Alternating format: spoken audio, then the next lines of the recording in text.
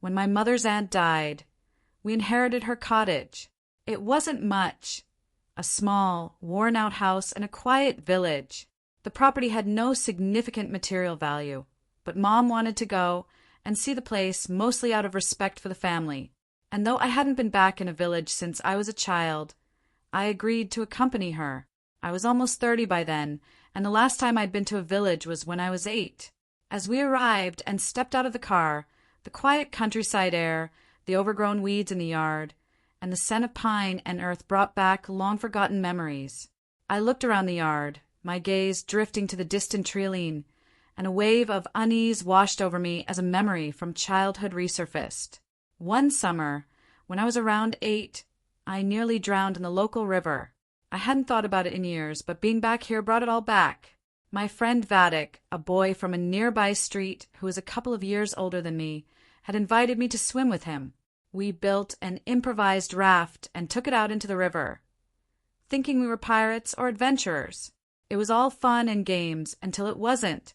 The raft tipped. I was too close to the edge, and before I could react, the whole thing flipped, throwing us both into the water. I remember thrashing around, panicking as the cold water swallowed me up. And then nothing. I must have blacked out because I can't recall what happened after that. I was rescued by some adults who had seen the accident from the riverbank. They pulled me out and took me home. I remember feeling terrified, trembling from the cold and the shock. And after that, I was too scared to go near the river again. Vadik, though, wasn't scared at all. He kept teasing me, calling me to come back and swim, telling me to stop being a baby. But I couldn't shake the fear. No matter what he said, I wouldn't go near that water again. Even my mother had words for Vadik after that incident. She strictly forbade me from playing with him anymore, saying he was reckless and dangerous. Soon after, we left the village, and I never saw Vadik again. That was the story I recounted to my mother as we walked through the old yard. I hadn't thought about it in years, and it seemed a strange memory to come back now. When I finished telling her about the day by the river, I noticed that she had gone quiet, her expression darkening. Then she softly said something that sent a chill down my spine. "Vadik didn't make it out of the river that day," she said, her voice barely above a whisper. I blinked, confused. "What do you mean?" She looked at me, sorrow in her eyes. "When they pulled you out, everyone thought Vadik was fine. But he wasn't. They didn't realize he was missing until much later." My stomach twisted in knots. What happened?" Mom sighed deeply, her eyes distant as she relived that dark memory. "After they got you home, they searched for him, but he was already gone. They found his body downstream the next morning. Vadik drowned, sweetheart." The ground felt like it was tilting beneath me. My mind raced, trying to process her words. All this time I had no idea. I had been saved, and Vadik, my friend, had died. My knees felt weak, and I had to sit down on a nearby bench to steady myself. All those years, I had thought Vadik had been teasing me for not wanting to return to the river. I'd thought he had simply gone on with his life, just like I had gone on with mine. But in reality, he hadn't survived that day. "Why didn't you tell me?" I asked, my voice barely a whisper. Mom hesitated, looking down at her hands. "You were so young, and you were already traumatized by what happened. We didn't want to burden you with more pain. You were safe, and that was all that mattered to us at the time." I couldn't speak. I didn't know what to say. The guilt, the shock, it all felt overwhelming. I stood up and walked toward the trees, the same ones that led down to the river, now overgrown and wild. The river was there, hidden behind the foliage, still flowing just as it had all those years ago. It felt like a ghost from the past had suddenly risen from the depths to haunt me. As I stood there, staring into the forest, a strange, cold breeze swept through the trees, rustling the leaves in a way that made me shiver. For a brief moment, I thought I could hear faint laughter. Vadik's laughter, teasing me, calling me back to the water. My mind played tricks on me, I told myself. But deep down, I couldn't shake the eerie feeling that Vadik's presence lingered there, in the village, in the river. That night, after Mom and I settled into the cottage, I couldn't sleep. Every creak of the old wooden house made me jump, and the silence of the village was unsettling. My mind kept returning to Vadik. I couldn't stop thinking about him, about how he had died so young, about how I had survived when he hadn't. I wondered if he had been angry with me for all these years, if his spirit had been stuck here, waiting for something. The next morning, I decided I needed to go to the river. I didn't know why, but it felt like I needed closure, like I needed to face whatever was haunting me. When I reached the riverbank, the place looked eerily similar to how I remembered it. The water flowed lazily, sparkling in the morning light, as if nothing had ever gone wrong there. But to me it felt like a grave. I knelt down by the edge of the water, my heart pounding in my chest. I whispered an apology, unsure of what else to do. "I'm sorry, Vadik," I said softly. I didn't know you were gone." For a moment, nothing happened. The river flowed peacefully. Birds chirped in the distance, and the sun shone through the trees. But then, out of the corner of my eye, I saw a ripple in the water. A cold breeze swept over me, chilling me to the bone. And in that moment I felt it, a presence watching me. It was as if the air itself had grown heavy, thick with something unseen but unmistakable. I stood up, my breath coming in shallow gasps. The ripple in the water grew larger, and I could have sworn I saw the faintest outline of a figure just beneath the surface. It was Vadik. He was still here. I backed away slowly, my heart racing, but something held me in place. I felt drawn to the water, compelled to stay, as if Vadik was calling me back, just like he had all those years ago. But I couldn't go back. I couldn't. I turned and ran, not stopping until I reached the cottage. As I slammed the door behind me, I realized that this place, the village, the river, the memories, was haunted, not just by Vadik's spirit, but by the past I had tried so hard to forget. And now, it seemed, the past wasn't willing to let me go. I bolted the door behind me, my heart pounding in my chest as I tried to catch my breath. The image of the ripple in the water, the figure lurking beneath the surface, was etched into my mind. I couldn't shake the feeling that Vadik was still there, that he had never left that river, and now he wanted something from me. But what? Forgiveness? Retribution? I didn't know. The old cottage felt different now. The walls seemed to close in around me, the air heavy with something I couldn't name. I tried to steady myself, but my thoughts raced, a storm of confusion, fear, and guilt swirling in my mind. Mom was sitting in the kitchen, sipping tea, unaware of what had just happened. When she saw me burst in, wide-eyed and breathless, she set her cup down and stood up. "What's wrong?" she asked, her voice calm, but laced with concern. I didn't know how to explain it. How could I tell her that Vadik's spirit was still haunting the river, that I had seen something that couldn't be explained? It sounded insane even to me, but I couldn't shake the dread that had settled deep in my bones.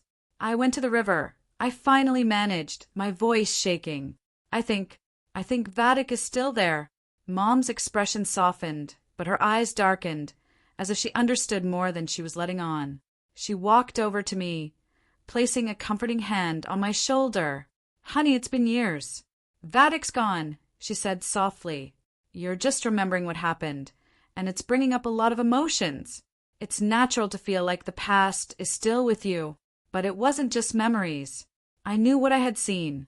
I knew what I had felt. There was something or someone still lingering by that river, and I couldn't just brush it off as my imagination." "No," I whispered, shaking my head. "I felt him. He's still there, Mom. I saw something in the water. He's angry. It's like he's waiting for me." Mom's hand froze on my shoulder, and for a moment there was a flicker of something in her eyes. Fear? Recognition? She quickly masked it, pulling me into a hug instead. "You're safe now," she murmured, as if trying to convince both of us. "There's nothing there. It's just the past playing tricks on you." I didn't argue, but deep down I knew this was something more, something real. That night I couldn't sleep. The silence of the village, which had once felt peaceful, now seemed oppressive. Every creak of the house, every gust of wind against the window, made my skin crawl. I kept expecting to hear something.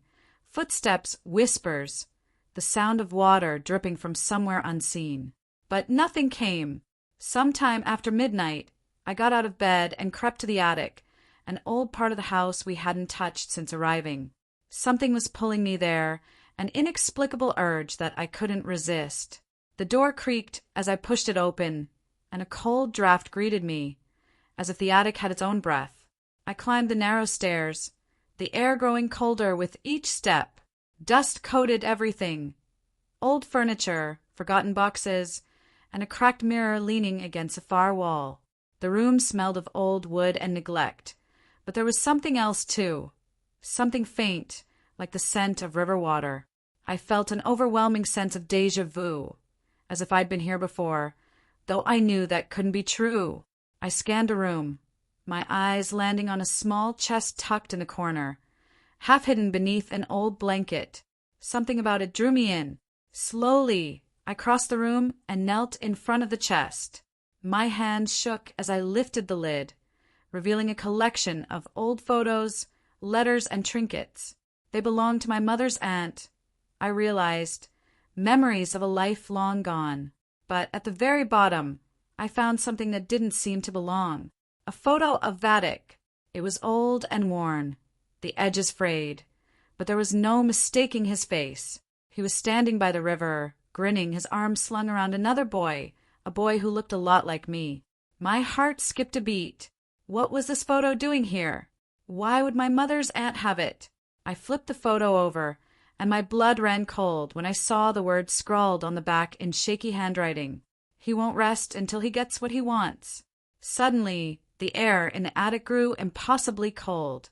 The lights flickered, and I felt a presence behind me. Watching, waiting. I turned, half expecting to see Vadik standing there, but the attic was empty, or so it seemed. A whisper, barely audible, drifted through the air. "Come back to the river." My throat went dry, and I stumbled back, dropping the photo as I ran out of the attic. I slammed the door behind me, my heart racing. I didn't know what to do. I couldn't stay in this house any longer, but I couldn't leave, either. Not without understanding what was happening. I needed answers. The next morning, I confronted Mom, showing her the photo I had found. Her face went pale the moment she saw it, and I could tell she knew something she hadn't told me. "Where did you find this?" she asked, her voice shaky. "In the attic," I replied, my gaze fixed on her. "Why was this up there? What does this mean?" She hesitated, wringing her hands, before finally sitting down and motioning for me to do the same. "There's something I didn't tell you about that day," she began, her voice barely above a whisper. "Something I've tried to forget, but now I see that it's not going to leave us alone."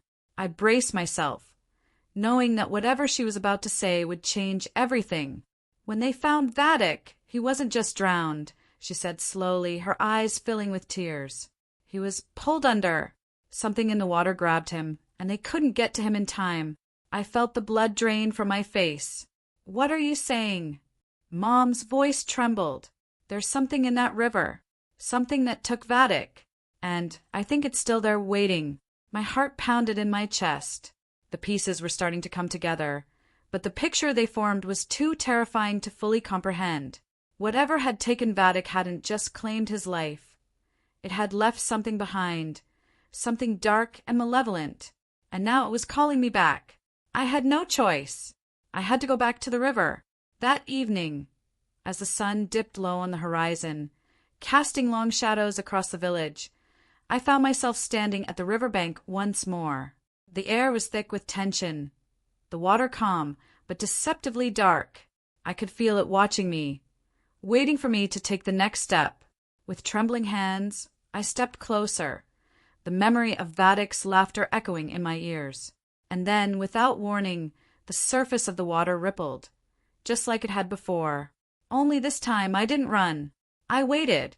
The figure in the water began to take shape, rising slowly from the depths. It was Vadik, or at least it looked like him, but his eyes were hollow, his skin pale and waterlogged. He didn't speak, but I could feel his presence pressing down on me, filling me with a deep, unnatural fear. "I'm sorry," I whispered, my voice shaking. "I'm so sorry." For a moment, nothing happened, and then slowly Vadik's hand reached out toward me, fingers curling as if beckoning me closer. I stepped back, my heart racing, but the pull was stronger than ever.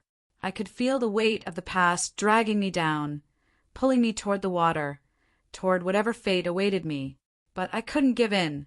With a surge of strength, I turned and ran, leaving the river and Vadik's haunting figure behind.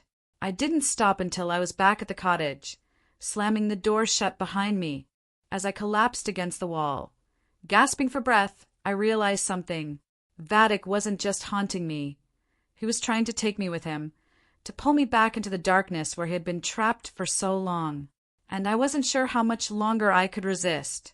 The past had come for me, and it wasn't going to let go.